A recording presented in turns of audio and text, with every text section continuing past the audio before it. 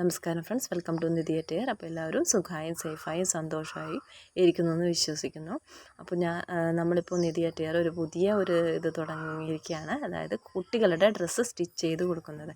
അതായത് കുട്ടികളുടെ ഇഷ്ടമുള്ള രീതിയാണല്ലോ നമ്മൾ ചൂസ് ചെയ്യാതിരിക്കുക. കാരണം ചെറിയ ഹാൻഡ് എംബ്രോയ്ഡറി പെറ്റ്സിൻ്റെ ആണെങ്കിലും ഫ്ലവേഴ്സിൻ്റെ ഒക്കെ ആണെങ്കിലും കുട്ടികൾക്ക് ഭയങ്കര ഇഷ്ടമാവുമല്ലോ. അപ്പോൾ അതനുസരിച്ചിട്ട് ചെറിയ രീതിയിൽ ഹാൻഡ് എംബ്രോയ്ഡറി ചെയ്തിട്ട് കോട്ടൺ ഡ്രസ്സിലാണ് നമ്മൾ ചെയ്യുന്നത്.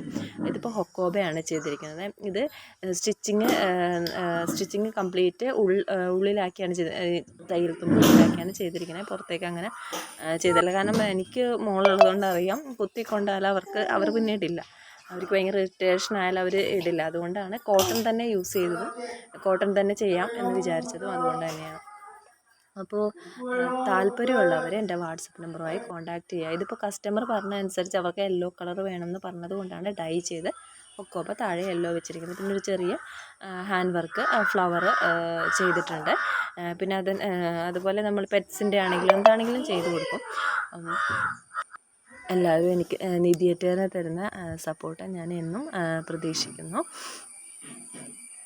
നിങ്ങളുടെ സപ്പോർട്ട് ഉള്ളത് കൊണ്ടാണ് എനിക്കിത് വളരെ മനോഹരമായിട്ട് മുന്നോട്ട് കൊണ്ടുപോകാൻ പറ്റുന്നത്. പിന്നെ കൂടാതെ ഇതെൻ്റെ ഒരുപാട് നാളത്തെ ആഗ്രഹമാണ് കുട്ടികളുടെ ഉടുപ്പ് തയ്ച്ചു കൊടുക്കണം എന്നുള്ളത്. Thank you for watching. Have A nice day. Thank you.